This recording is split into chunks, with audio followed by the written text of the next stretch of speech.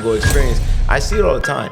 And especially when I was in youth ministry, the kids always wanted to go to the dad's house when they turn 18. What? You in youth ministry. You was a youth minister. Yeah, You're still a youth. What are you talking about? I'm 34 years old. But it's okay. We make the Look, jokes. 44. No, We got senior citizens running cameras and talking on mics. It's okay. Well, give me I know, but first, It's a very important subject. let's introduce ourselves, man. Okay. I'm Cutty the Barber. And I'm Cuff Johnson. This is the Cuff Kutt Podcast. Why we can't just all get along, man? We never. Come on, dog. Every aspect of So, life. I'm going to ask you a question. When you were married, because you're divorced like I am, Yeah. you had more access to your kids when you wanted them because you were in the same household, right? Yeah. After that happened, after you got the divorce, what were some challenges that came with achieving and maintaining relationships with your kids at the level that you wanted? Because I have my own experiences, but So, what is it that you? So my biggest thing, it's been a work in progress. It's evolved into more just making sure I call them every single day, see their face the best I can. Seeing them when I can, especially when my work schedule is kind of crazy and everything that's going on. It's important to spend that time with them. Like my priorities are, of course, work, being able to breadwin, provide for them, do what I got to do, and then spending time with them. And I'm always interacting with them. I'm calling them at night, talking about different things, or going to practices and going to events, taking them out to events, and just interacting with them best I can. Well, what do you think the reason is? I'm me. I like to just talk about the African American community because that's where I'm mainly involved. True. What do you think the reason is? The high rate of divorce for black couples. For black couples, Right, African Americans. I believe it's a lot. Deals with. I don't want to go too deep down the rabbit hole. Let's go. Take it to the rabbit hole. I believe in systematic racism. So socioeconomic, historical, cultural, all that stuff. All these affects different things. And if you notice, talking about good times, everyone talks about. That's an old people show, by the way. Come on, bro. Talk about old Dynamite. That's right, JJ Walker, baby. Yeah. This episode of the Cuff and Kutt Podcast is brought to you by The Boss Move. The only reason I know Florida is because her haircut. Her haircut. Oh, that's weird. She did have a nice little box. You know what I mean? And then the old man, her husband, what's his name? James. And they killed that man. Yeah, and after that, I think like every other TV show just devolved into, there's the Cosby Show. Next thing you know, they take the Cosby Show off because my man's out here roofing. People putting stuff people drink he ain't supposed to. Yeah. And then next thing you know, you don't see that no more. Then now what TV show recently has a black couple that's together? Besides Blackish, which they even divorced in the show. In Empire, did they get divorced? No, I'm saying was Cookie and they were together, but they weren't together. They was not married. Was that divorce? They was just like Greenleaf, the church with show. the preacher thing. Like, that was crazy. They divorced too. Yeah, that was weird. Well, a lot of times in the African American community, we're taught to kind of leave stuff alone quicker, don't stand up for it, and just like, hey, I don't need this. I can just leave it alone. I can walk away. Don't think about the kids, right? Never. So there was a study done in 2019 by the Census Bureau that said that 20.3 couples out of 1,000 get a divorce when it comes to African Americans. 15.5 for whites. Right. I think 9.2 or 3 for like Mexicans and 7 for Asians. So I was laughing at it because I'm like, darn, boy, we got it bad. We're talking about almost 3 times as much. Why are we always the highest and we got 13% of the population? Because we have this, because it's social, the economic, the political, all those things. For being such a small population in a country, we have the most. Like, we're number one in all the bad categories. Everything. Jail, this, that, and the other. And then you look at the Asian culture. No offense to Asian people. Shout out to all Asian people I know. Some of them go away. But I believe a lot of that is like they are brought up in cultural stability. Yeah. So we end up with like a fatherless home. So you want to even look at it further is we're brought up on individualism as black people. We're brought up to stand on your own kind of. We're always on our own. We got to get out the mud. Yeah. We never have community. We have this community, right, but it's mainly turned into individualism because everyone's out for themselves or they sell each other out. You can look back to slavery. How do we get over here? Someone said something very unique, actually, is we ain't never had no Africans come save us. You know, most Africans don't feel like we're African anyway. Yeah. And if you want to get deeper into that, really, we were already here. So that's a whole nother story in itself. I agree with that. You know, but you did talk about as Native American, but But anyway, back to the ideas. We're at a point we're so de-evolved of our community. We created individualism. So when it goes even further to our marriage situations, we don't stay for the fact of the family. We stay because of ourselves. Or we cheat because of ourselves. That's one of the reasons for a high rate of divorce. Right. And the African American community is like twice as likely to have a divorce because of infidelity. Right. But what we're forgetting is the kids. Yeah, and we always leave the kids behind. The kids are always secondary, but they were always like, yo, I do it for my kids. Dudes sell drugs for their kids. Right, but so let me ask you this. So check this out, right? Well, Biggie did say that. Yeah. But my question is, what do you feel is the effect on the kids? Because they have to come up in separate households, even to the effect of being two different people almost, because they got to be this way with mommy and then this way with daddy, and they're somewhere in the middle because it was said that it affects their academics. Yeah, the single parents usually end up in a higher rate of poverty. Yep. Behavior and emotional issues. Right. Substance abuse. We know that we're smoking some weed in the hood. You know what I'm saying? It's going down. So there was a study that came out. Take a little bump here and there, you know, stuff like that. I'm just saying, that's what we do in the hood. But that's true about fatherless homes. Like when they're not around, kids are more likely to go to those in the streets. Yeah, because they got somebody to look. They'll have somebody, some type of masculine figure, something manly to look at, right? Because they're trying to get away from the mom telling them everything. Well, I mean, even more so, the mom. Like some people say this quote, and I think I kind of agree with it. I'm not going to 100% agree with it because of the fact that there's always a new statement that might change my mind. But they say the woman's the day-to-day. They say the woman is the coach, right?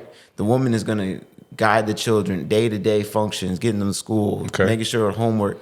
And the father, due to us being out into the workforce, I know things have changed, and I'm not trying to say everything, gender roles and all that stuff is in his statement, but the father's more the judge. The father is more to give that reassurance to the child, to guide them, to say, yo, all right, you might want to adjust this because this is the career path or life path you want to go to. You look at Asian communities, that's a big thing. They say, this is a funny thing. You doctor or not, you know. Right. They only want you top stuff. Yeah, they want you to be the top, the best. A's are not enough. In the black community, we lucky if you graduate high school and not got shot or be the first one to go to college in the family. Yeah. Well, how important do you feel in the effective communication with your children and if it's the mother or the man that's not there, like the importance of effective communication and active listening to build communication techniques and relationships with not just the kids, but the mom. How important is that? I believe that communication, especially the mom. Or the dad. You know, whoever's not there. I believe first off, you should try and seek a united front. I know y'all probably when you first get separated, you probably hate each other. I didn't have that unfortunate situation, but a united front. Always be united. You're gonna have to figure it out because y'all both got to work together with these kids to raise them. Secondly, communications with the children. You make sure that you give them an explicit guidelines. Even if they're young, you just start raising them to the way that they're going to go out into the world later on. I remember things from my father, even though he wasn't perfect, but I remember it because of the fact he used to drill it in our heads. Right. Same with my mother. There's things, even though they're not perfect, they had their faults, but I remember those moments to be like, oh, okay, I can use this in this moment. And the same thing with my children. I'm focusing in on it. I'm looking at every aspect. I'm looking at how they react to things and steering them to the right choices as the best I can. Well, I know, me personally, I guess I can attest to this real well. Yeah. When I left, my ex-wife and I got divorced at the time, one of my youngest sons, he was 3. Okay. And he's 14 now. But because I've been gone, he doesn't really know who I am. All he knows is what he's heard from the hurt party or person at that time. The United Front. You know, we both were hurt. You understand what I'm saying? But he was the crossfire. He was caught in the crossfire. So we don't have like the best relationship. Right. And then there's my knee baby, my middle son. You know, he wants to have it. He looks to have it because he was like 9 or 8 when we had got a divorce. You know what I'm saying? So he had more of me there. Right. Versus with my 23-year-old. Right. Oh, he couldn't. He hated me to death. Right. You know, he's just starting to come around. And I found out it was because I wasn't there. And it wasn't so much being there, giving money and buying stuff. They want you in the house. Yeah. No, they want to wake up what is the house with the white picket fence and the pink door or whatever? Yeah, they want the family. Yeah, Family. but that's every kid. Yeah, of so course. what's some good strategies? Like, what are some techniques? What are some answers that we can use when it comes to especially co-parenting? Okay. With two separate households. Besides when you're saying showing a united front, what are some things that we can do? Especially being me and you both are out of the household, even though my kids are older now. Right. What can we do? How can we do it to make it easier on them? Because like I told you, substance abuse, alcohol abuse, behavioral issues, achievement problems, just lack of motivation because they don't have that drive, that synergistic effect of the mother and the father. What are some things that we could do to make things better for our kids that's the victim of divorce? I think the biggest thing that a lot of us overlook is being in the moment because of that. For me, I know I catch myself drifting. Anytime I think of a situation as a man, especially as a man, I'm always thinking of the future. I'm always thinking of the past. I think of the past after I'm in the moment. I think of the future while I'm in the moment. It's called just being there with your kids, enjoying the fact that they're saying the same corny joke 20 different times, or they're saying the same thing. Daddy, I want to listen to the same song. The fact that you're there in that moment, participating with them, and showing that you love them, even if it's for an hour or 2 hours or 3 hours or a whole day or a whole week, you're there in their lives. You're interacting. You're giving them moments. You're guiding them, showing them, doing different things. And then outside of that is just always staying in communication. I mean, we have FaceTime now. There ain't no reason not to talk. It's pretty simple. Yeah. Yeah. I agree. Yeah. But how about this? What about the one that's still upset, whether it's the father or the mother? What about that one who's still mad because maybe your infidelity or incompatibility or different parenting skills or different views on life?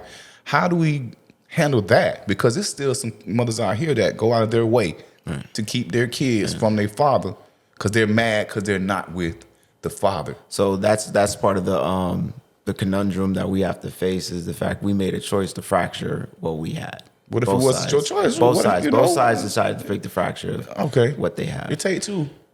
It takes two, but it also takes only one divorce. Someone's got to be the petitioner or the respondent. No, petitioner. Yeah, responding to petitioner. Yeah, I hate them words. I just can't all get along, man. Yeah, but no. But petitioner, someone chooses to leave. Let's just say it like that. Okay. Your children are going to react because of the fact that they don't understand infidelity. They never experienced infidelity. They never were in a position to commit infidelity. So the lady coming across, your daddy no good. He don't cheat. I'm sure. Such and such. He don't do this. He don't do that. This is what it is. People could talk about you all day. It's your character of how you react to it. Right. So if you're doing everything you can for your kids, no matter how much the mother may say something reckless, you're there for your kids. They know who you are. They know how you act. They're not going to understand it. Sometimes they're going to get mad. Sometimes they're going to get frustrated. Sometimes they're going to get through these emotions. But the older they get, the older they realize that, that was there. I want to go experience. I see it all the time. And especially when I was in the youth ministry, the kids always wanted to go to the dad's house when they turn 18. What? You in youth ministry. You was a youth minister. Yeah, You're still a youth. What are you talking about? I'm 34 years old. But it's okay. We make the jokes. Look 44. No, I'm just playing. We got senior citizens running cameras and talking on mics. It's okay. Well, give me some check this out. If we had some parents that asked us a question, right? And it was you can do a Q&A. Yeah, we can. But you had two parents, right? Right. They're divorced. Okay. What would you tell them to do, or to avoid, considering that you're going through the been through? No, what would you tell them? What would be your practical advice? Are they married or divorced? No, they're divorced. Okay. Might even be a fresh divorce. Oof. So what would you do? I mean, how would you help that? How would you help that to be ameliorated, to make the situation easier to get along? Maybe pre-talk to them, pre-time, after time, during the time. Well, this a not pastor, a principal, a teacher, a psychologist, drugs. What I mean, drugs. People cope in different ways, man. Just do some coke. Let's go just smoke one, man. We'll talk about it, man. Bump them kids, man. We don't care about the kids. Yeah, you be broke, you won't worry about it. Cuff Kutt Podcast, man. What's going down? What you got to do is, as the couple, if I was a therapist or a counselor in this situation, which is very volatile because you got two people that are in a very different place in their life in one room, I would honestly say, if they're cordial enough, come up with some rules, come up with some boundaries for you as a couple, bringing people into your children's life, right? Moving on, moving to different places. That's tough. Instead of bringing the court's involvement into it, I would try my best to work with my partner or my co-parent and think of ways that we can raise these children the proper, healthiest way. And then also find friendship. You got to find friendship at some point. You're going to be at the high school graduation together. Right. You're going to be at the Prom, wedding together. yeah, all of that. You're going to be at all these different events together. Figure out some type of medium ground where you can meet and be cordial and show that okay, they didn't work it out, but they still care about each other. As my parents cope, whatever they want to call it.